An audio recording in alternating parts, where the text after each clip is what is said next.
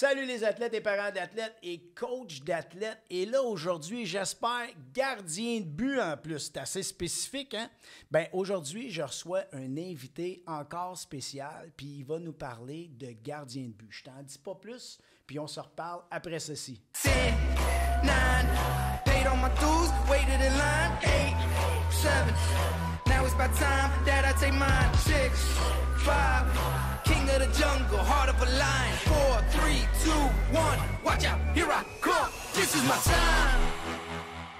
Alors aujourd'hui, ben, je reçois mon invité spécial. Je te dirai pas tout de suite c'est qui, mais il a été directeur général pour du junior puis du midget, le 3A. Il est professeur de géographie. Il a un background, il a aussi un certificat de prof d'éduc. Puis ça a été un bon gardien de but. Puis aujourd'hui, il y a une école de gardien de but. Je suis content qu'il ait accepté mon invitation. J'ai invité Dom Boucher. Comment ça va, Dominique? Ça va bien, toi, Stéphane? Ça va super bien. Merci d'être là. Ben, ça fait plaisir. On est capable de se rencontrer. Ben Ça a oui, pris une ben couple oui. de semaines. Un peu moins occupé en ce moment, c'est Ben, bon. c'est plus facile un Ben peu. ouais, ouais. Écoute, Dom, je suis content que tu sois là parce que c'est un segment que j'ai pas eu la chance de parler encore des gardiens de but. Puis je suis content parce que je te trouve, je travaille avec toi à l'occasion, autant à ton camp que toi au mien.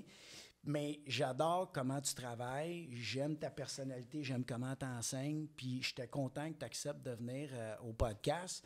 Aujourd'hui, ben j'aimerais qu'on parle, on va parler des goalers. On va parler vraiment, c'est un monde à part, les goalers, hein? effectivement, Fait qu'on ouais. va dédier un podcast juste pour eux autres. Dom, par contre, comme je fais avec tous mes invités, tu vas devoir nous parler un peu de ton background d'athlète. Tu sais quoi? Mon background d'athlète, écoute, je vais te faire ça quand même court. Ben, je suis natif de Saint-Jean, puis plus particulièrement Saint-Eugène, donc dans le fond de Saint-Jean. Puis il n'y avait pas grand-chose à l'époque là-bas, là, quelques petites maisons, quelques commerces, un dépanneur, tout ça. Mais il y avait beaucoup d'enfants. C'était un quartier résidentiel de jeunes familles, puis ben, il y avait beaucoup de parties de hockey. Fait que j'ai commencé à jouer. Puis là, je parle de hockey parce que, bon, c'est un podcast qui touche le hockey, mais tu parles d'athlète, je pense qu'on pratiquait à peu près tous les sports à l'extérieur à ce moment-là. Là, on jouait au baseball, au parc, on a commencé le roller hockey, là, on jouait au tennis, on pratiquait à peu près tous les sports à l'extérieur, dont le hockey, puis bon, j'ai accroché un petit peu plus sur ce sport-là. Puis à la base, bien évidemment, je jouais joueur un peu comme tout le monde, puis on cherchait des gardiens de but, puis bon, j'ai comme été nommé à un moment donné parce que je pense que personne ne voulait le faire, puis finalement, ben je me suis découvert un petit talent, commencé à jouer là. Je voyais que j'étais capable d'arrêter un peu plus la balle dans la rue que certains Mais là, autres. T'étais qui quand tu gaulais dans la rue? Écoute, là, ça dépend à quelle époque, mais au début, moi, je suis plus des années de Patrick Roy. Là, on en parle beaucoup. Là. Ouais, Patrick t'étais-tu Roy a été Patrick Roy, vraiment toi, mon quand tu idole. gaulais? Oh, oui, Ouais, j'étais ok. vraiment Patrick Roy. Là. Parce que J'avais moi, pas je son suis plus équipement. Moi, j'étais Ken Dryden. Ça Ouais, me donne une idée. non, je comprends.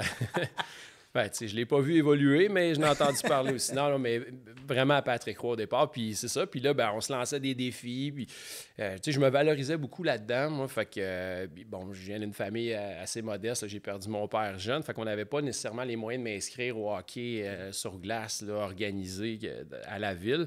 Mais c'est venu un petit peu plus tard. Ma mère a un peu plus de sous dans m'inscrire. Fait que j'ai commencé un peu comme tout le monde, là, dans le simple lettre. Puis après ça, j'ai monté au niveau 2B. Après ça, au niveau 2A. À l'époque, il n'y avait pas de 3A là, dans les catégories avant le midget. Fait que j'ai fait ça. Bon, je me suis ramassé après ça au collège Charlemagne pour jouer pour les Dynamiques, là, qui est la structure aujourd'hui 3A, mais il était 2A à l'époque. En fait, ça commençait. Puis là, je me suis ramassé comme troisième gardien de but au niveau midget 3 des riverains du collège Charlemagne. Puis, mais j'étais petit, ça, tu parles de background d'athlète, là, puis ça va être de quoi qu'on va probablement parler tantôt, mais le physique, je l'avais pas nécessairement à ce moment-là. On dirait que ma croissance a tardé beaucoup. Fait que j'étais un petit gardien de but. Rendu au niveau midget, là, je mesurais 5 pieds 6. Là, fait que ça donne une bonne idée. Puis j'étais à peu près 130 livres. Là, puis aujourd'hui, quoi, je suis 115, 180, 190. J'ai grandi sur le tard pas mal. Puis, ben, ça m'a permis quand même, là, j'ai été à un camp à Victoriaville au niveau junior majeur, mais je n'ai pas été repêché. Après ça, je me suis ramassé, j'ai été repêché en Ligue junior 3 du Québec par les Maroons de la Chine à l'époque. Puis, bon, j'ai comment... C'était des toughs? Ben oui, Maroons oui. dans Ben, le c'est... temps. Je pense pas que notre équipe, en général, était plus tough que les autres. Je pense que la Ligue, en général, était quand même beaucoup plus tough. Là. Okay. J'ai vu des gens se faire des points de suture sur le banc là, à côté de moi. Là. C'était l'époque. Ouais, c'est ça, exact. Kim Saint-Pierre était venu au camp d'entraînement là, à l'époque. Là, puis elle avait quand même bien fait. Là, elle avait été dans les dernières coupées là, avec les Maroons. Puis là, j'ai fait 3 ans, je pense, dans cette ligue-là. Puis éventuellement, là, je devais m'en aller en Europe, en Division 1, en France, là, avec les Jets de Very. Là, j'avais un contrat sur la table. L'Université du Québec à Trois-Rivières m'a approché. Puis bon, j'ai décidé d'aller à l'université. Sortir de là en jouant au hockey avec un baccalauréat, je trouvais ça une super bonne idée. Fait que je me suis ramassé là. Puis finalement, ça n'a pas tourné. Mon parcours a été difficile. Là, je ne le raconte pas là, mais j'ai été 2e, 3e. Ça a été ça. Au niveau universitaire, j'ai même pas joué un match. Après quelques mois, là, j'ai décidé d'abandonner complètement le hockey.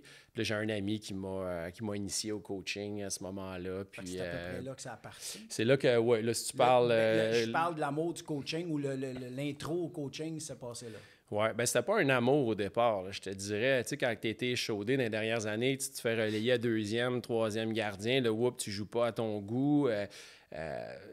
C'est bon pour un entraîneur parce que tu te poses énormément de questions. Hein? Tu veux t'en sortir, tu veux être le meilleur, tu veux te développer. Fait que je trouve que c'est la meilleure école de vie pour être un bon entraîneur éventuellement. Mais quand j'ai complètement arrêté, il y a un vide dans ta vie, là, complètement. Là. Tu te retrouves avec une pratique où pratiquement à chaque jour, un hors-glace, ces choses-là, là, tu n'as plus rien. Là, tu es laissé à toi-même. Il y a comme un deuil pareil à faire. Même si tu es prêt, c'est toi qui décides. Il y a comme un deuil à faire, hein? Le premier bout de temps que tu arrêtes de jouer au hockey. Là. Ah, il y a vraiment un deuil. Là. Même comme entraîneur, comme DG, comme... mais oui et non. C'est sûr que... Mais c'est tellement de passion que ça revient quand même fort. Mais au départ, c'est vrai qu'il y a tout un deuil à faire. Et tellement, là, si tu veux une anecdote, là, je savais plus quoi faire de mon temps. J'étais à l'université, oui, je travaillais en plus, parce que, bon, j'avais pas les moyens de payer ça à l'université. Fait que je faisais un peu de tout, mais il fallait que je m'entraîne physiquement, il fallait que je bouge, il fallait que je fasse de quoi. Puis je voulais faire de quoi de compétitif, parce que le hockey m'amenait à être compétitif. Je voulais pas juste un sport intramural d'une université normale. Fait que moi, j'avais pris le dépliant du CAPS, là, qui était le centre sportif là-bas. Puis là, j'ai regardé, puis là, j'ai dit, hey, qu'est-ce que je pourrais pratiquer comme sport compétitif qui n'est pas le hockey? Puis là, j'ai vu, quand j'avais joué au football en secondaire 1-2, j'étais quelqu'un qui courait vite. On faisait des tests de 40 verges, puis j'étais toujours dans les premiers. Fait que je me disais, je peux faire ça. Moi, sprint, je vois ça, athlétisme. Mais, tu sais, il y a des gens qui vont aux Olympiques, aux championnats canadiens, à ces niveaux-là, universitaires. Fait que moi, je vois le numéro, j'appelle. Fait que là, je dis à la personne au bout du fil, là, je dis, écoute, moi, je suis intéressé par venir faire une course de 100 mètres chez vous, tout ça, je vois qu'il y a course à relais. Ils te passent des tests, ils font des choses. Mais là, attends, tu vois, là, il me dit, ben OK, pas de problème. Tu faisais partie de quelle équipe, toi, quel club? Ben, j'ai jamais fait partie de ça. Là. J'ai expliqué un peu mon background. Là. J'étais un joueur de hockey, puis là, je venais d'arrêter, il fallait que je bouge. Là, il riait là, au bout du téléphone. Là. Il dit, écoute, il dit, viens me voir mardi. Ben, en fait, il m'a demandé au départ qu'est-ce qui te fait penser que tu cours vite. Là, ben, là, j'ai parlé des tests de 40 verges au football. Là, il m'a dit, il vient mardi, telle heure, là, puis il dit, amène tes espadrilles, là, puis je vais te faire courir, on va te tester. Puis finalement, je suis allé, puis ce qui est drôle, c'est qu'il m'a fait courir à l'intérieur, c'est 60 verges, là, puis il était au bout avec son chronomètre.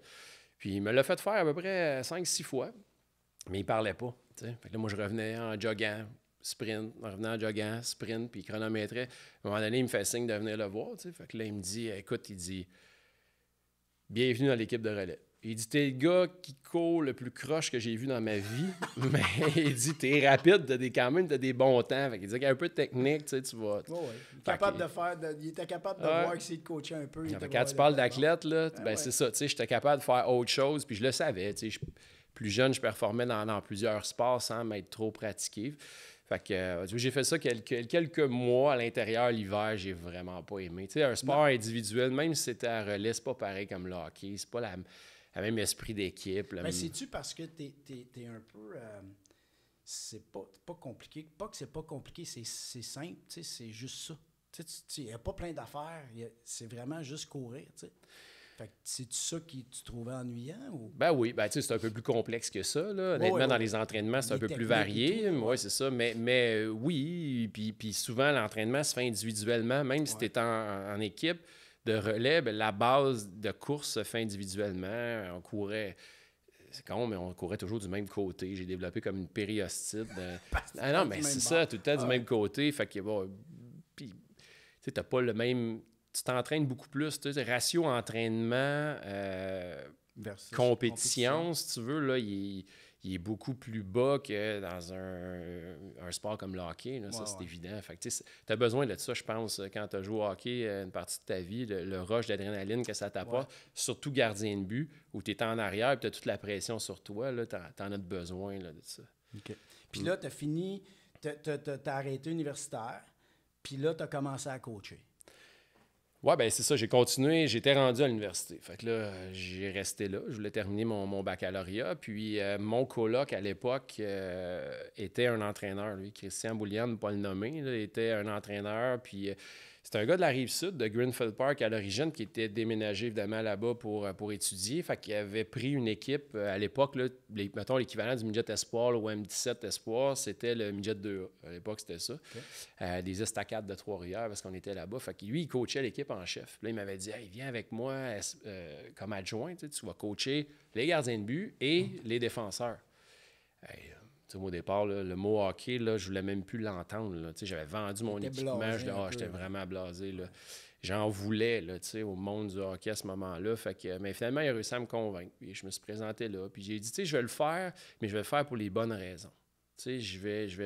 Je vais m'occuper des jeunes qui le méritent, puis je vais m'assurer que ces jeunes-là se développent. C'était ça que j'avais en tête. Parce que dans ma tête, moi, je méritais mieux que ça. Ouais, exact. C'était ça. Je voyais un petit peu tout ce qui se passait aussi au niveau de discrimination là-dedans. Des amis. C'est souvent, c'est le même, je pense, dans chaque domaine, mais là, comme j'avais été dans le hockey une partie de ma vie, c'est ça que je voyais, puis on dirait que je voulais comme enrayer ça. Je dis, c'était fini, moi, j'arrive là-dedans, puis je vais faire changer les choses. Ben, t'avais des bonnes volontés. L'important, c'était ça. Puis t'as-tu aimé, c'est bizarre ce que je vais te demander, t'as-tu aimé ça entraîner au début? Tu sais, il y a des gens qui disent, je vais entraîner, puis ils se rendent compte que c'est tough, puis qu'ils n'aiment pas ça. Non, moi, j'ai vraiment adoré. Ouais. C'est très valorisant. Le petit gars qui a perdu son père jeune, après ça, ma mère, tout ça, moi, j'avais besoin, je parlais d'esprit d'équipe tantôt, de me retrouver en gang. Moi, j'avais besoin de faire partie d'une organisation ou d'une équipe. J'avais besoin de ça. Puis, quand je coachais, ben écoute, c'est encore de même aujourd'hui. Là, tu vois l'évolution de la personne. Ouais. La personne, souvent, oui, il y a des moments plus difficiles, puis il y en a qui sont moins contents que d'autres. Tu ne plairas pas toujours à tout le monde, mais tu vas t'accrocher sur ceux qui ont un résultat, puis ceux qui ça fonctionne. Fait que c'est très valorisant. Fait que de ce côté-là, j'aimais ça. Là, c'est sûr. Puis moi, j'étudiais là-dedans en même temps à l'université. Fait que je pouvais appliquer ce que j'apprenais sur le terrain directement. Ça, j'ai vraiment apprécié. Là. Puis toi, tu es un gars, je me trompe pas, tu es un gars qui met beaucoup d'importance sur le côté athlète. Tu sais, tu fais du vélo de montagne, tu es un skieur, tu es un sportif, tu es un gars en santé, on le voit, tu es un gars en shape, tu es un gars qui aime s'entraîner, tu sais. Fait que tu es un gars qui, à travers tes années de gardien, t'as-tu mis autant d'importance même à ce moment-là ou c'est quelque chose que tu as eu plus tard? Ah non, j'ai tout le temps été... Comme je disais, dès le départ, quand j'étais jeune, on pratiquait tous les sports à l'extérieur. Moi, là, c'est pas compliqué. Là. J'arrivais de l'école jeune, là, je déposais mon sac à l'intérieur de la maison, je sortais à l'extérieur, je revenais à 10 h. Là. Ma mère disait, tu rentres à telle heure ou 9 h. Aujourd'hui, c'était à 9 h, je revenais, puis je mangeais pas. C'était comme ça. Ah ouais, non. Fait que, non, ça a tout le temps été très, très important pour moi. Puis, tu sais, même la musculation, très jeune, là, tu sais, j'avais des poids Ben Weeder, là, je pensais que c'est ça qu'on avait à la maison, là, avec du... Ouais, c'est ça, il cassait, puis là, ça coulait, le sable s'en allait, mais j'avais ça, là, puis c'était important pour moi.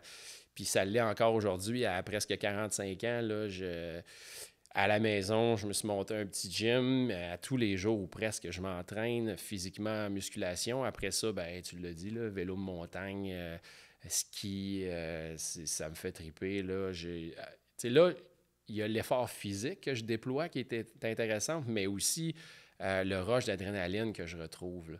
Puis ce que j'aime dans le sport vraiment, là, c'est que j'ai une vie chargée, je suis très occupé dans la vie, là, puis on a une famille, tout ça. On dirait que je pense à rien d'autre que le moment. Je suis vraiment dans le moment présent. C'est ça que je retrouve dans du vélo de montagne, du ski. Hein? Tu descends à très rapidement. C'est solo. Ouais. Tu es vraiment tout seul avec toi-même. Même si tu vas avec des amis, même si tu es quand même solo. T'sais. Puis comme tu dis, ben tu sais, oui, justement, il y a un bout où tu n'as pas le choix d'être dans le moment présent, là, tu sais, quand tu fly puis ça descend. Fait que... Ben, il y a des obstacles, c'est ça, Hey, c'est c'est ça fou, l'affaire. Là. Moi, quand tu me dis que tu faisais ça, j'ai capoté, j'étais comme, hey, ça, c'est pas évident. Là. Je regardais des vidéos de ça, puis des fois, moi, je me pète la gueule. C'est sûr. Là, tu sais, mais t'es bon. Ça m'arrive. Ça m'arrive quand même. Ouais. Ben, moi, ça m'arriverait souvent. Écoute, l'autre affaire, je vais te parler, puis tu as une école de hockey. Puis j'aime ça parce que j'ai commencé à travailler avec toi, tu sais, puis on se complétait bien, mais j'ai toujours aimé comment tu fonctionnais avec tes gardiens. J'aimais ton approche. Moi, j'aimerais ça que tu parles, aujourd'hui, je veux qu'on parle aux gardiens. Là, si tu écoutes ça, le gardien, là, puis si tu as d'autres chums gardiens, je ne t'ai pas partager le podcast puis d'y dire. Moi, j'aimerais ça que tu nous dises, qu'est-ce que ça prend? Aujourd'hui, un bon gardien de but, on va y aller au niveau en bas de midget. OK? Parce que je trouve que, puis j'en entends parler, il y a comme une pénurie de goalers dans des places. Là, on n'a pas de gardien. Puis qu'est-ce que ça prend pour être un bon gardien de but aujourd'hui? À la base, là, ça prend une force de caractère assez solide. Comme je disais tantôt, tu es le dernier en arrière. Hein? Puis la pression est souvent sur toi, malheureusement. C'est comme ça. Ça ne devrait pas l'être, mais c'est ça. Tu as une pression aussi de ton entourage. Parce que c'est souvent la faute du gardien de but. C'est plate, là, ce que je dis là en ce moment, mais quand tu me demandes ce que ça prend vraiment pour être gardien de but, là, même avant midget, je veux dire, à la base, si tu t'inscris, c'est sûr qu'il y a le plaisir. Là, je veux dire, en très bas âge, là, je sais pas moi, 8 ans, 7 ans, autour de ça, vas-y, essaye-le, tu vas voir c'est quoi. Mais un peu plus vieux, là, si tu veux avoir vraiment les outils pour peut-être aller un peu plus loin, là, ben c'est ça. Le caractère, là, c'est quelque chose de ultra important. Puis ça se travaille, hein? Ça se travaille. Les gens pensent que tu es né peut-être avec ça, mais non. Si tu vis des obstacles jeunes, souvent, c'est ça qu'on fait. Là. On isole nos enfants, puis on ne veut pas qu'ils vivent certaines choses. Ben là, non. Honnêtement, si tu veux être à cette position-là, il faut que tu sois capable de vivre avec ça. Donc, la meilleure façon, c'est de les vivre plus jeunes. Fait que ça, je pense que c'est la première chose. Après ça, ça prend quelqu'un d'athlétique. Là, on en a parlé tantôt. Énormément athlétique. Ça l'était moins à l'époque. Là, si on regarde le film Mighty Ducks, là, puis ces choses-là, c'était Goldberg, la personne un peu plus en chair qui était le gardien de but. Il prenait de la place. Il prenait de la place. Gros, mais il prenait de la place. Exact. Mais aujourd'hui, c'est vraiment des athlètes. Ouais. C'est la position qui a le plus évolué dans le hockey là, dans les dernières décennies. Assurément, tu parlais de Ken Dryden tantôt, regarde des vidéos des gardiens de but aujourd'hui, là, c'est vraiment, c'est complètement différent. Fait que pour moi, là, être athlétique, puis être athlétique, c'est justement d'être capable de pratiquer plusieurs sports, d'avoir beaucoup d'habileté physique et non technique. Il faut faire attention, là, parce que souvent, les gens vont dire « Ah, c'est un athlète », mais oui, mais définis-le, c'est quoi un athlète? Je pense que ça, c'est important. Oui, j'ai souvent cette discussion-là parce que souvent, c'est ça. Tu sais, quand moi je dis « je travaille », pour développer un athlète, c'est un tout. C'est pas un spécialiste du hockey que je veux. Je veux un athlète. Bien, d'où le 360. Et voilà. C'est le complet, là, c'est tout ça. C'est ça qu'on veut toucher. T'sais. Puis les gardiens, bizarrement, moi, ça fait des années, là, j'ai mon camp de hockey. Mes gardiens, c'est ceux qui physiquement performent bien souvent le mieux. Mm-hmm. Ils courent vite, sont agiles, sont tabarouettes. Puis je la vois, la différence avec les joueurs. Puis effectivement, d'être vraiment athlétique, c'est vraiment un point important pour un gardien, je suis d'accord avec toi. Fait que le caractère, côté athlétique, ça prend ça. Parce que la technique, tout le monde va l'acquérir. Ça se travaille, ça. Éventuellement, ça va venir. Mais j'ajouterais à ça, là, puis là, peut-être pour des niveaux bantam en montant, mais si tu peux être capable d'aller chercher ça au niveau bantam, je pense que c'est important. Là, c'est des lectures de jeu. Être capable de reconnaître, il faut que tu sois intelligent. On parle de hockey IQ, là, ben, ça prend ça pour goaler. Parce que certains athlètes vont s'en sortir. Ils ont tellement d'outils, ils vont arrêter une bonne coordination, clos manuel, pédestre, ils vont être capables d'arrêter certaines rondelles. À un niveau, ça va faire la job, même si tu fais un peu n'importe quoi, parce que tu as ce côté athlétique-là. Mais rendu là, Bantam 3, en haut de ça, là, surtout Midget 3, là, on le voit, là, ça prend des lectures. Il faut que tu reconnaisses ce qui se passe en avant de toi. Puis là, en plus, après ça, il faut que tu décides quelle technique utiliser. Puis là, ça se fait là, dans l'espace d'une fraction de seconde. Là. Fait que je pense que c'est ça. Là. Caractère, côté athlétique, puis là, après ça, là, tout ce qui est IQ, lecture de jeu, lecture du lancer, il ne faut pas l'oublier. Là. Souvent, on parle « le jeu en avant de toi, c'est correct », mais le joueur, quand il va prendre son lancer, il va-tu faire une passe, il va-tu prendre un lancer, le lancer, va-tu aller en hauteur, il va-tu rester au sol? Il y a des façons de savoir. Oui, avec l'angle de la palette, les hanches, l'orientation des hanches, donc ces choses-là, là, à un niveau peut-être un peu plus avancé, vont être importantes. Mais si tu as ça plus jeune, là, tu es bon. Là. Si tu as les 3 qualités qu'on vient de parler, là, tu peux penser, là, avec le côté physique, évidemment, là, que je n'ai pas parlé encore, mais aujourd'hui, c'est des gardiens de but de 6 pieds 4, 6 pieds 2 en montant. Y en a-t-il encore des petits gardiens qui finissent par percer? Ou ben, quand je dis petit, à cette heure, c'est quoi, 6 pieds? Oui, mais c'est ça, mais ça dépend de ce que tu entends par percer. Si tu regardes au niveau junior majeur, présentement à Victoriaville, par exemple, tu as un dénommé Darvaux qui est extraordinaire, qui est très, très bon. Dans les dernières années, il y en a eu des très bons, petits. Combien? C'est un gars il faudrait voir. Là, je ne veux pas lancer n'importe quoi en l'air. Il est peut-être indiqué 5 et 10, là, mais il est peut-être dans la réalité 5 et 8. Je ne sais pas. Faudrait quand même aller voir. Là, mais ça reste un petit gardien pour le monde du hockey d'aujourd'hui, surtout à ce niveau-là. Puis, il performe très bien. Mais c'est ça, percer, est-ce qu'il va se rendre au niveau professionnel? Oui, je pense qu'il peut gagner sa vie avec ça. Est-ce qu'il va jouer dans la Ligue nationale? Peut-être pas, c'est plus difficile parce que de toute façon, ce qu'on entend dans les conférences présentement des recruteurs au niveau de la Ligue nationale, c'est qu'ils ne regardent même pas s'ils ne sont pas 6 pieds 1. Là. Ça, c'est la réalité là, pour la Ligue nationale, évidemment. Ouais. Fait que écoute, ça veut pas, on a beau dire le gabarit n'est pas important maintenant, mais le gabarit est toujours important. Si tu es petit, il faut que tu sois comme exceptionnellement bon. Vraiment. Tu n'as pas ben choix. Puis écoute, pour le hockey mineur, là, c'est pas facile pour le hockey mineur, et je peux te le dire, j'ai été papa de coach, papa de gardien, je veux dire. Tu sais, là, qu'est-ce que tu aurais à dire aux parents pour les aider? Parce que d'être un parent de gardien aussi, c'est stressant. Moi, je me rappelle, la mère de mon fils, là, avait bien de la misère au camp d'entraînement, puis elle avait de la misère pendant les games quand il y avait un échappé, elle venait folle, elle capotait. Puis moi, mon côté où ce que je trouvais ça difficile pour mon petit bonhomme de l'époque, c'était comment tu deals. La première étape, c'est quand il passe de 1 goaler à 2 goalers. Là, tu joues moins. Tu sais, tu commences à jouer sur le banc. Mais c'est pas jouer sur le banc, c'est juste pas ton tour, en fait. Puis ça, ben moi, je me rappelle que j'ai dû avoir la discussion avec mon fils. Toi, qu'est-ce que tu aurais à dire aux parents là-dessus? Tu sais, que le petit gars dit « Ah ouais, mais là, c'est plate, je joue pas. » Premièrement, il doit comprendre que ça vient avec sa position, là, tu sais. On parlait de caractère tantôt, mais c'est d'autres choses aussi que tu peux ajouter à ça. Il faut que tu t'attendes à justement un certain niveau, à ne pas jouer certaines parties. C'est plate parce que si tu regardes l'ensemble de l'équipe, tous les autres joueurs vont jouer à chaque match, même si le temps de glace est moins élevé chez certains joueurs. Le gardien, lui, est assis sur le banc le match au complet. Tu sais, qu'est-ce que j'ai à dire? Si je m'adresse aux parents, il faut que tu saches que si tu inscris ton enfant à ces niveaux-là, c'est un risque, c'est quelque chose qui va arriver. Ça se peut qu'il saute un match, 2 matchs. Normalement, c'est entendu au début de la saison avec les organisations. Ils vont rencontrer les parents, ils vont l'expliquer. À la base, je pense que la communication, c'est la meilleure des choses. Là. Si la communication est bonne, le parent, il ne s'en fera pas. Mais je n'ai pas vraiment de conseils autres à dire que ça fait partie du développement d'un gardien de but à ce niveau-là. Tu sais, j'en ai parlé tantôt, j'ai été relayé 3e, des fois 2e. À certains niveaux, ça fait partie du travail. C'est le problème parce que justement, dans le hockey mineur, avant que tu arrives peut-être au niveau midget 3, justement, tu n'es pas préparé à ça. Tu joues à ton tour. C'est souvent ça. Tu vas jouer à ton tour, puis tu le sais, puis c'est dit d'avance. Puis là, tu arrives au niveau midget 3, puis là, c'est plus la même chose. Là. Il y a des parties que tu vas aller t'asseoir sur le banc, puis l'autre, il est dans une bonne séquence, fait qu'on va en profiter. Là, on arrive dans les séries éliminatoires, on va en prendre juste un.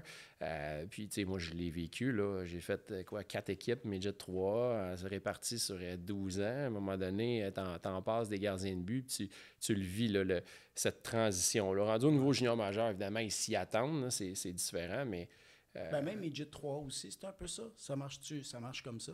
Bien, à la base, c'est une ligue de développement. Fait que oui, il y a de l'alternance au début, c'est sûr, mais à un moment donné, comme je dis, là, tu fais ton choix. Tu sais, rendu normalement, même si tu regardes cette année dans la ligue, il y a des équipes qui ont fait leur choix dès le début, puis même c'est entendu souvent. Là. Okay. J'imagine qu'ils rencontrent les parents et qu'ils l'expliquent parce qu'il y en a qui ont beaucoup plus gaulé. Ouais. C'est à peu près un tiers de la saison que la ligue va te demander de jouer pour le gardien, pour son développement. OK.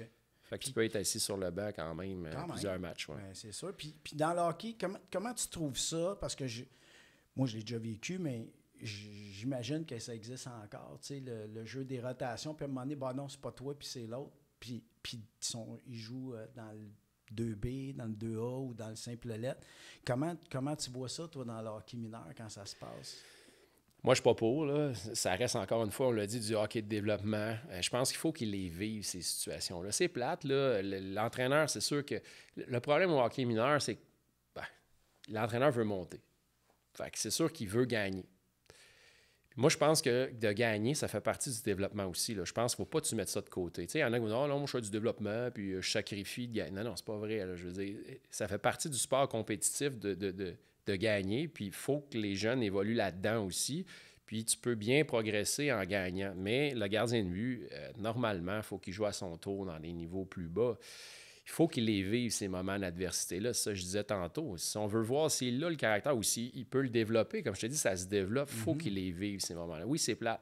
Oui, c'est plate, ça se peut que tu perdes, puis bon, les coéquipiers ne sont pas contents. Ça se peut qu'il te fasse sortir parce que tu es rendu à 8 buts. Ça se peut qu'il se fasse sortir, mais ça fait partie du jeu. Mais là, il faut que tu prennes le temps de lui parler, par exemple. Du moment que ça se fait, prends le temps de lui parler, fais un retour là-dessus. C'est ça qui est important. C'est que souvent, ça arrive, sort le gardien, le monde ne sont pas très, très joyeux. On le voit à l'expression de leur visage, les parents. Le gardien de but s'en fait avec ça, part avec ça à la maison. C'est ce qui est dangereux. Fait, non, il faut qu'il joue à son tour. Ça se peut qu'il se plante, puis qu'il vive l'adversité. Puis je pense que c'est ça le but dans le développement. Après ça, ben là, il faut lui parler, lui expliquer, puis lui refaire vivre ces situations-là, puis lui indiquer la bonne façon de faire ou d'agir dans la situation. Puis... question pour toi, je ne sais pas si tu peux répondre. Ben oui, d'après moi, oui. J'espère pas te mettre dans l'eau chaude, dans le sens que, mettons un gardien, moi c'est arrivé avec mon fils, mais je le vois aussi dans des gardiens que j'ai vus puis j'ai coaché, mettons des équipes, on le voit, quand tu tombes dans ce qu'on appelle la spirale, là, plus tu essaies de bien faire, moins tu fais bien, puis etc. Qu'est-ce que tu aurais comme conseil à donner à ces gardiens-là? Comment on gère ça? Écoute, la base, là, je me suis fait poser souvent la question. La base, c'est de fixer des objectifs. Dans du hockey de développement, il faut que tu saches qu'est-ce que tu travailles. Si le gardien de but est au courant de ce qu'il travaille dans ce mois-là, dans cette période-là, tu le ramènes à ça. Il ne peut pas tomber dans une spirale s'il sait ce qu'il a fait comme erreur, puis qu'est-ce qu'il faut qu'il fasse pour l'améliorer, ce côté-là. Peux-tu me donner un exemple? Mettons, il y a quelque chose à travailler comme quoi? Comme quoi il faut qu'il travaille, exemple? Moi, ce que je fais dans une saison régulière, là, normalement avec mon gardien, moi, je m'assois au mois avec eux autres. Je le fais comme ça. Ça peut être un nombre de parties déterminé, là, dépendant dans la ligue que tu es, le nombre de matchs que tu joues. Ça peut être 5 matchs. Au niveau junior majeur, ils vont rencontrer les joueurs aux 7 matchs. Puis là, tu vas fixer des objectifs avec eux.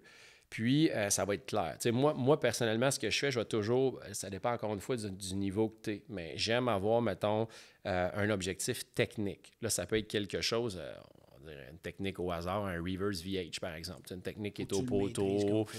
Ben, c'est ça, là, tout dépendant de ce qu'il fait bien ou ce qu'il fait pas bien, mais tu vas le spécifier. Fait que, mettons, ce mois-ci, on travaille ça. Si la rondelle est à tel endroit, tu dois faire, telle chose. Ça, tu as un élément plus technique, tu as un élément normalement plus tactique là, dans une lecture de jeu. Puis après ça, ça peut être au niveau de son éthique de travail. Fait que, en fixant des objectifs comme ça, assez précis, lui, il sait que toi, tous tes exercices vont être en fonction de ça. Tes commentaires, normalement, devraient être en fonction de ça lors d'une partie. Fait que s'il connaît un mauvais moment, tu le ramènes à ça. T'sais, lui, il sait. Il ne peut pas tomber dans une spirale ou avoir de la difficulté en sachant très bien que, j'ai donné tel but parce que j'ai agi de telle façon.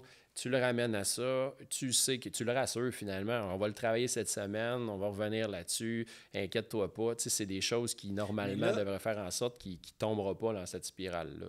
Mais là, cette approche-là, c'est comme une fois que le match est fini, tu veux pas qu'il rembarque dans puis qu'il capote avec ça. C'est ça que tu veux dire? Tu fais ça, c'est... Tu sais, mettons, parce que dans un match, tu sais, des fois, tu te fais pas un but, puis là, après, là, ça part. Puis là, on le voit, là, le petit gars, là, il se pitch partout, puis il veut tellement bien faire que finalement, il part dans sa machine. Oui, ça, c'est différent. Là. Dans ce cas-là, c'est à même la partie, puis là, c'est du hockey mineur, tu peux pas y parler nécessairement entre les périodes. Les trucs, normalement, là, je suis pas psychologue sportif, mais je l'ai entendu, puis je le donne... Je le donne à des... non, mais il y en a, tu sais, il y en a qui vont te ramener à un truc de base. Mettons, tu arrives à l'aréna, puis tu vas fixer, mettons, des bannières au plafond, des commanditaires qui sont sur les bandes, quelque chose qui te fait rappeler un élément de ta vie que tu aimes, par exemple. Fait que quand ça commence à aller moins bien, tu vas focusser là-dessus, tu vas le regarder. Bon, je sais pas, moi, un voyage à Cuba, c'est sur la bande, ça me rappelle quelque chose. Je me ramène mon attention là, fait que je suis plus dans ma spirale, dans un état plus calme, puis te ramener dans le moment présent. Moi, mon truc que j'utilisais à l'époque, puis ça, je le recommande, c'est d'avoir un mot-clé. Moi, je fuyais constamment. J'avais un dialogue intérieur qui était très négatif, puis je voulais garder ma concentration dans le moment présent. C'est ce qu'il faut faire. Là. Les meilleurs athlètes au monde, c'est ça, sont capables de le faire. Mais c'était un mot, moi, c'était POC. Donc, du moment que je fuyais mentalement, je n'étais plus concentré sur la rondelle. Je me le rappelais dans la tête. POC, mon attention revenait sur la rondelle. Donc, ça peut être le mot que tu veux, que tu peux utiliser. Il y a ça. Il y a sinon aller te promener autour de ton filet après un but. Là, après ça, il y en a qui ils ont des habitudes. Là, ils vont aller toucher la bande. Ils vont toucher 2 fois les poteaux. C'est vraiment de te ramener dans le moment présent puis d'éliminer le sentiment négatif le plus possible, en fait. C'est ce qu'il faut que tu fasses. Il faut que tu reviennes dans le moment présent puis tu focuses sur la prochaine rondelle qui s'en vient puis le prochain face-off. Puis c'est comme ça que ça marche. Il n'y a pas 56 trucs pour revenir dans ta partie. OK. 2 bonnes questions pour toi. La première, qu'est-ce que tu notes de bon dans les nouveaux goalers d'aujourd'hui? Bien, on l'a dit tantôt, là, le côté athlétique, là, de plus en plus, ce sont des athlètes. Tu en as parlé dans ton gym, tu les vois. Ça, c'est un des bons côtés positifs que je vois. Là, ils sont capables de tout faire. Donc, ça, c'est quelque chose. Tu me dis un, je t'en ai donné un. Est-ce qu'il y en a d'autres? Il y en a plusieurs quand je te parlais de reconnaître des situations. Là, si tu recules il y a plusieurs années, je ne suis pas certain que les gardiens de but étaient capables d'analyser la partie comme ils sont capables de le faire aujourd'hui. C'est pas tout le monde, là, mais ça, on le voit, cette évolution-là. Mais l'habileté aussi, technique, sur patin, on a parlé de gym, ça, d'être athlétique, mais les techniques, c'est rendu incroyable. Là, comment ils ont évolué. Même C'est quoi qu'on l'avait quand même aussi avant, mais l'équipement, là, de connaître ton équipement, les bienfaits, de mieux performer avec ton équipement, de savoir ce que tu as de besoin aussi, je trouve que c'est quelque chose qui se développe beaucoup chez les jeunes gardiens. Oui, il y a tellement, c'est parce qu'en même temps, il y a tellement de façons maintenant avec l'équipement. Oui, de combler des lacunes au niveau flexibilité et tout ça, effectivement. Puis ils connaissent ça, là. Ils connaissent ça. Ce qu'on connaissait peut-être un peu moins. On n'en avait pas tant comme ça, nous autres. Non, mais c'est ça. On était limité au niveau de l'équipement. On trafiquait un peu l'équipement avec ce qu'on avait aussi, mais c'est jamais autant qu'aujourd'hui. Là. Puis, s'il y avait quelque chose que tu aimes moins maintenant, point de vue gardien de but... Bien, ça va peut-être aller à l'encontre de ce que j'ai dit tantôt, mais je trouve que... Puis ça fait quelques années, je trouve qu'on fait beaucoup de robots, justement, avec certains gardiens. Côté technique, il faut qu'il fasse ça, faut qu'il fasse ça. Oui, puis tactique aussi. La rondelle est là, tu fais ça. C'est comme, non, tu peux. Pour moi, il n'y a pas un gardien de but qui est pareil au niveau physique. Ils n'ont pas toutes les mêmes capacités, habiletés.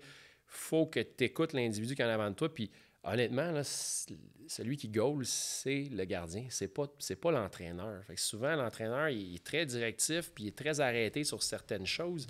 Mais il faut qu'il apprenne à reconnaître, à connaître le gardien qui est en avant de lui pour lui donner les meilleures choses. Fait que souvent, on va voir, mettons, un entraîneur qui, pour lui, c'est toujours la même chose dans une situation, peu importe le gardien de but qui est en avant de lui, qu'il soit petit, qu'il soit grand, qu'il soit un peu plus athlétique, un peu moins, qu'il soit plus flexible ou moins. Fait que ça, pour moi, je trouve c'est une chose qui est négligée aujourd'hui, de reconnaître peut-être plus les forces de l'athlète pour lui donner les bons outils pour qu'il progresse. Là. Je trouve qu'il y en a beaucoup dans le même moule. Ça ne devrait pas être nécessairement. Tu penses-tu qu'ils finissent par... tu sais, les entraîneurs comme toi, il y en a plusieurs, là, puis il y en a peut-être qui veulent changer, peut-être. Tu sais, eux autres, ils ont une technique, puis là, ils t'amènent un gardien à faire ce que moi je veux, alors que peut-être d'y donner un autre truc qui pourrait compléter très bien ce qu'il fait pour venir faire un goaler.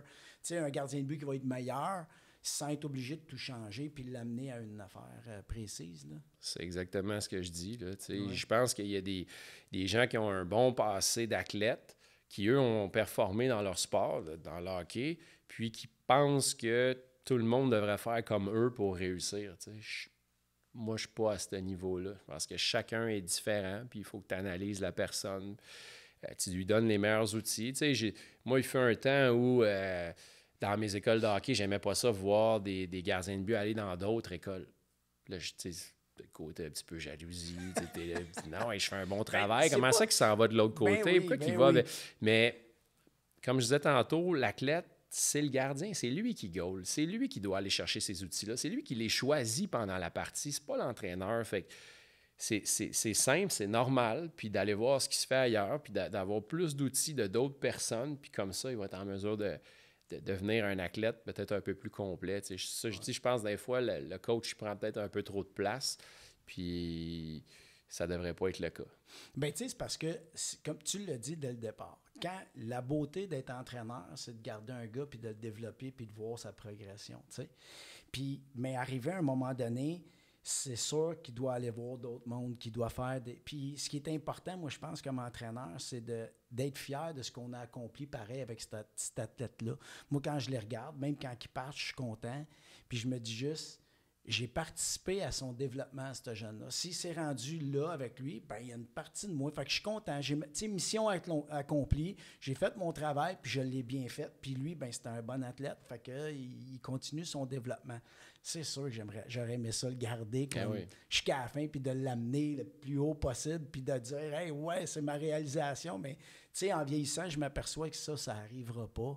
Je ne pourrai jamais garder un athlète vitam aeternam, puis à cette heure aussi, ben, il y a pendant la saison. Tu sais, tu les vois plus nécessairement pendant la saison. Ils ont d'autres préparateurs physiques, puis tout le kit, fait que ça fait partie un peu de la game. Puis, on s'habitue à ça. On a fini par faire un genre de deuil avec ça, de dire, OK, ça se passera pas, ça n'arrivera pas. Dis-moi donc, toi, là, maintenant, comme tu sais que tu es un entraîneur de gardien de but, qu'est-ce que tu suggères maintenant au niveau de gardien de but? Tu sais, moi, je parle souvent d'entraînement, mais je t'avouerais que souvent, ma portion est joueur. Tu sais, ce que j'aimerais de voir les joueurs, ce que je leur propose comme entraînement, de s'entraîner à un certain rythme, de faire de la musculation, ces choses-là. Toi, pour les gardiens de but, c'est quoi tu proposes? Qu'est-ce que tu préconises comme approche vers les gardiens de but? Qu'est-ce que tu suggérerais? Bien, il faut que ça soit complet. Là. Si tu parles pas juste au niveau musculaire, là, tu sais, moi, je trouve que ce qui est négligé un peu, c'est de visionner des matchs, aller voir des matchs, se présenter dans les arénas, ce qu'on faisait peut-être un peu plus à l'époque, pour analyser un peu ce que les autres font, se faire une tête, reconnaître certaines situations. C'est sûr que le vidéo, aujourd'hui, prend une grosse place. Puis, encore une fois, tu as du vidéo technique dans certaines écoles de hockey sur des choses qu'ils font sur la glace, mais je pense que la game en tant que telle est négligée un peu. Il faut que tu la vois un peu plus pour être performant. Parce que, tu sais, on parlait qu'est-ce que ça prend tantôt. Rendu à un certain niveau, le gardien de but, il faut qu'il soit capable d'utiliser ses bons outils au bon moment. Tu sais, t'as beau être le plus athlétique qu'il n'y a pas sur la planète, si tu ne reconnais pas les situations puis tu ne choisis pas le bon élément pour faire ton arrêt, tu vas stagner. Là. Ouais. À un moment donné, là, les joueurs vont te rattraper. Fait que, tu sais, pas négliger ça. Donc, vidéo, aller voir des parties, ça, c'est certain. C'est sûr que, bon, tout ce qui est athlétique, ça, c'est une autre chose. Tu sais, souvent, les gardiens vont dire, on ne fait pas d'autres corps, nous autres. Ça ne sert pas un gardien de but. Hey, ça ne sert pas. Il faut que tu lèves les mains. Ton corps, il est super important. Te déplacer, ton équilibre. Tu sais, tu es souvent sur les genoux à terre. Donc, tout le développement hors glace est ultra important. Est-ce que ça doit être spécifique aux gardiens de but? C'est sûr qu'il y a des mouvements latéraux que les gardiens de but font, que les joueurs font moins, en tout cas pas de la même façon exactement. C'est sûr que d'avoir de quoi d'un peu plus spécifique dans une période, par exemple l'été, aux gardiens de but, je pense que ça peut être très bénéfique. Après ça, bien, au niveau de la glace, c'est parce que le volume de glace est rendu très impressionnant aujourd'hui. C'est ce que j'allais te parler. Quand je parlais de ça aussi, j'avais dans ma tête, disais, est-ce que ça existe encore? Ça existe-tu? Je sais que ça existe dans les joueurs. Tu sais, des trop. Des gars qui sont trop, qui en font trop, carrément trop, qui pensent qu'à un moment donné, tu les vois parce qu'ils en ont fait. Puis ça arrive souvent, les jeunes commencent, ils en font beaucoup, ils évoluent, puis là, à un moment donné, c'est l'inverse, ça stagne, puis là, ça se met à crasher. Puis ils pensent que, c'est parce que j'en fais pas assez encore. Je devrais en faire encore plus. Ça existe-tu aussi dans les nouveaux gardiens de but? Oui, vraiment, vraiment. Beaucoup trop même. Puis t'as beau l'expliquer, tu parles aux parents, puis c'est contre nous quand on dit ça, parce que forcément, moi, personnellement, je recommande d'en faire moins. Puis, on fait moins d'argent. C'est à la base, on a des compagnies là-dedans, on a une entreprise, puis Mais c'est ça. Je pense que là-dessus, ils ne comprennent pas. Puis quand toi, t'en fais moins, ben, ils vont ailleurs. Fait que finalement, en bout de ligne, c'est l'athlète qui va payer. Puis les temps de repos sont ultra importants. Si tu veux être bénéfique dans tes gains, tu le sais comme moi, là, on n'a pas besoin de faire un cours sur des fibres musculaires et ces choses-là, puis la récupération est comme hyper importante. Non, mais c'est ça. Ça se peut des gars qui en font trop pareil, gardien de but. Ben oui, puis moi, je dis souvent, là, présentement, que les sports-études, les jeunes commencent sport-études, 5e année du primaire, ils sont à tous les jours sur la glace, même que certains sports-études le soir. Ben oui, en plus, ça n'a pas de bon sens, ça n'a pas de bon. Puis c'est pas juste ça a un effet physique ou tu as moins de progression au niveau... Ben oui, psychologique, la motivation. Tu demandes à ton joueur, ton gardien de but, d'être à 100% à chacune des pratiques, puis tu as 2 événements par jour. C'est impossible. C'est impossible. Moi, je trouve, là, Dom, corrige-moi si je me trompe, mais même que ça l'enseigne aux jeunes à se pondérer, puis même à se modérer, dans le sens qu'il sait qu'il ne peut pas tout donner. Fait qu'il y a une pratique qui donne un peu... Puis l'autre pratique un petit peu... Fait qu'il apprend à être... Alors que c'est pas ça qu'on va enseigner. Nous autres, on va enseigner à être, let's go, t'es capable, puis pratique comme tu joues un match, puis joue un match comme tu pratiques, puis tu veux qu'il soit comme performant, puis là, ben, quelque part, tu es en train de démontrer qu'il peut se permettre d'être à moitié. Puis ça se reflète dans la partie. Tu le vois. Moi, combien de fois, là, j'arrive dans une saison avec un gardien que je connaissais de mes écoles de hockey, puis qui était à 100% dans le tapis, l'heure qui était sur la glace avec moi, puis là, j'arrive dans une saison...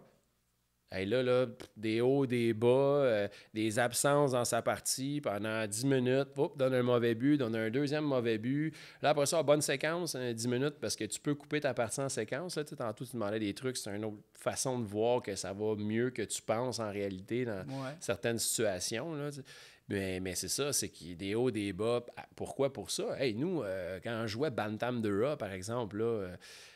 on avait une pratique le mardi, puis le jeudi soir, puis on jouait une partie dans la fin de semaine. Quand on arrivait le mardi à pratique le soir, là, on était content de voir les gars, puis on avait hâte de jouer, puis là, on était à 100%. Mais si tu joues à tous les jours depuis 5e année du primaire, sur la glace même 2 fois par jour, c'est impossible d'aller chercher ce niveau de compétition-là à 100% tout le temps, puis de garder une motivation. Là, c'est surtout la motivation. Tu sais, j'ai eu un podcast avec Yannick Bouffard.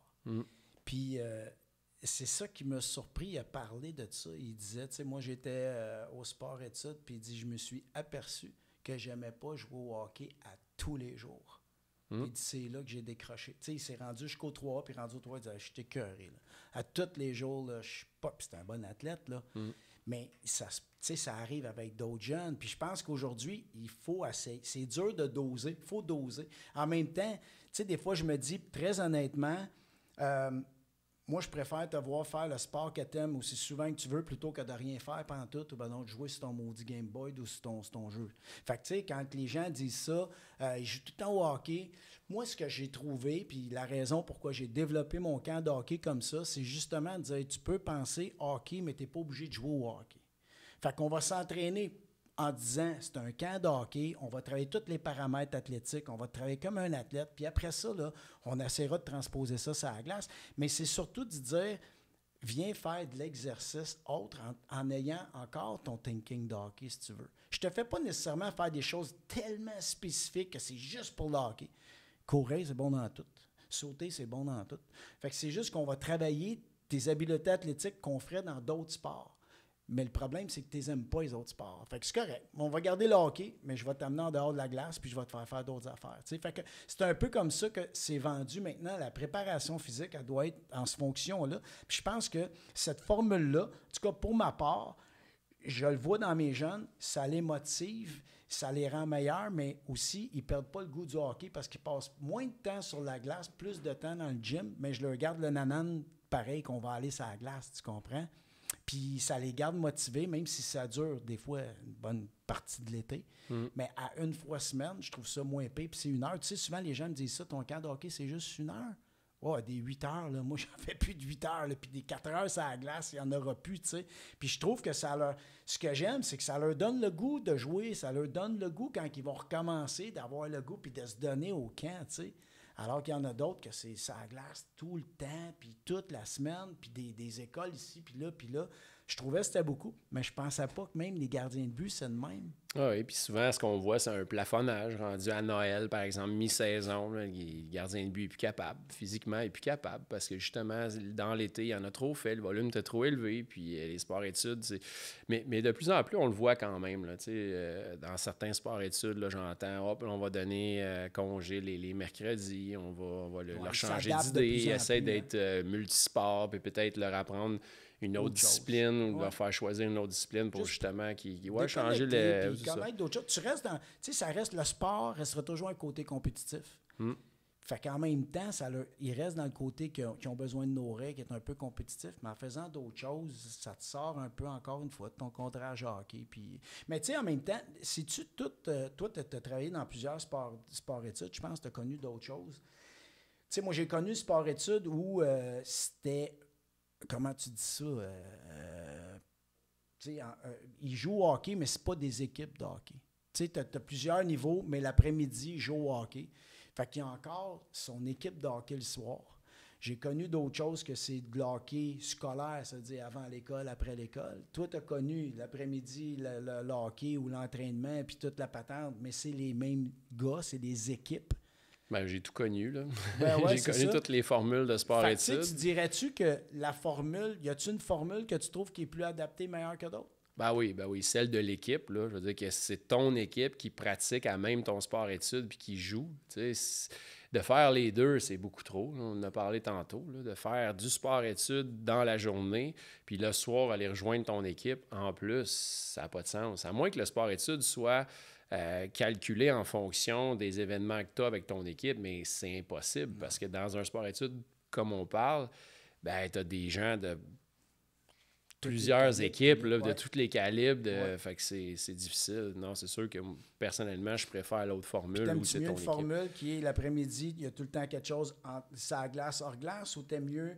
Ça peut varier. Tu peux avoir 3 entraînements, exemple, hors glace dans la semaine, 2 entraînements sur la glace, plus un match, puis c'est comme avant l'école, après l'école. Y a-tu de quoi t'aimes plus que d'autres? Ou Ben, j'aime mieux varier au niveau de ce que tu vas faire. Là. Ça peut être un entraînement sur la glace, hors glace, tout ça. Ça peut être un autre sport aussi. Là. Ça, j'aime mieux varier là-dessus. Par contre, au niveau du moment de la journée, personnellement, j'aime mieux quand c'est la même, là, le même moment. Là. Fait que tout le temps l'après-midi ou tout le temps avant l'école, ça serait ça, toi? Oui, moi, j'irais dans ce sens-là. C'est plus facile de s'adapter aussi. Quoi qu'encore une fois, tu vas faire peut-être des meilleurs athlètes à bouger leur horaire, puis comme ça, ils ont à s'ajuster constamment. Ça peut être une bonne chose.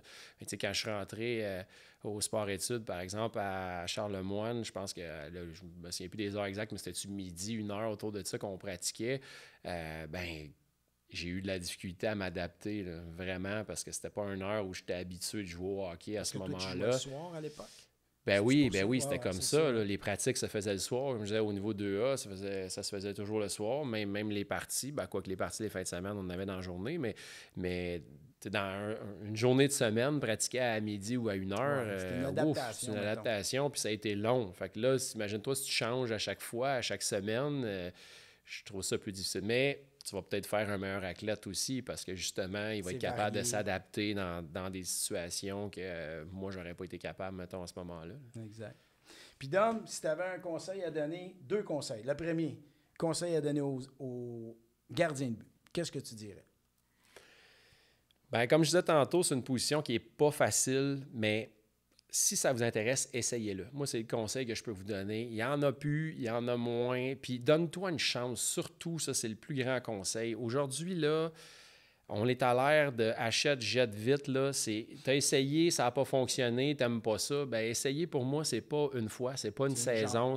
Donne-toi une vraie chance. Okay. Là. Si tu t'engages, essaye-le. Une bonne saison complète, là, tu sais, tu peux essayer des écoles de hockey. Une bonne saison, tu peux voir, là, parce que tu vas avoir fait des pratiques, des entraînements, tout, fait que tu as une bonne idée. Tu as déjà une bonne idée, là, dépendant du niveau, là, mais effectivement, au moins, engage-toi pour un bon bout. Ça, c'est le conseil que je peux te donner. Puis après ça, tu sais, c'est donner une chance, c'est tout le temps ça. Ça fera pas du jour au lendemain comme un interrupteur que tu lèves en off puis que tout fonctionne puis que tu arrêtes toutes les rondelles. C'est pas ça. T'sais. Fait que donne-toi une chance. Puis là, ben, après ça, ben, si tu es capable de te payer certains cours avec des gens qui peuvent t'aider, c'est toujours pratique là, pour le gardien. Puis là, aux parents, tu me demandais, dans le fond, ben, écoute, aux parents, ben, c'est encore une fois de donner une chance à son enfant, puis d'accepter qu'il tombe, mais de bien lui expliquer par la suite, de l'équiper. Il faut que ça arrive. C'est comme ça. Tu sais, moi, je suis difficile avec mes enfants, je le sais, mais ça fait partie de la vie, puis ils vont être mieux outillés par la suite. Même s'ils ne continuent pas d'être gardiens de but, à ce moment-là, ils vont s'en servir dans la vie de tous les jours. Fait que donnez-lui une chance, laissez-lui la chance de peut-être faire des erreurs, de revenir là-dessus, puis accompagnez-le là-dedans, donnez-y les meilleurs outils, puis ils vont bien performer. Puis s'ils ne jouent pas professionnel un jour dans leur vie, parce qu'il n'y en a pas beaucoup qui le font, bien, comme moi aujourd'hui, ben je vais être mieux outillé, puis je vais avoir une vie saine, puis je vais bien fonctionner. Ça prend des échecs. Ben oui. Il faut se relever, puis apprendre à comment se relever. C'est un plus. Les parents sont là pour ça. Puis en même temps, de souligner les bons coups aussi. Là, je veux dire, ça va arriver qu'il va en faire, puis c'est de souligner ça, mais comme les mauvais. Puis il faut juste être là pour l'accompagner là-dedans. Là. Exact. Hey, merci, Dom. Tu es super fin. Pour ceux qui aimeraient avoir des informations sur l'école de hockey à Dominique, bien, vous allez voir tous les liens dans le descriptif. Si tu as aimé le podcast, s'il te plaît, abonne-toi. Sois pas juste un auditeur. J'aimerais ça que tu sois vraiment un abonné. Partage-le avec tes amis, mets-moi un thumbs up, puis écris-moi un commentaire. J'aime ça, je prends le temps de répondre à tous les commentaires. Puis s'il y a quoi que ce soit, puis tu as des questions que tu voudrais demander à Dominique, ben tu peux m'écrire à moi à coachgoyette@goyette360.com. Puis sinon, ben, comme je t'ai dit, toutes les informations de Dominique vont être là. Gêne-toi pas pour y écrire. Puis on se revoit ben, la semaine prochaine. Salut! Super! Done! Yes. Simple. Ah oui. C'était cool aussi. J'aimais ça, moi. C'était le fun. Ben oui, ben oui. Tu sais, t'as pas vendu personne, t'as pas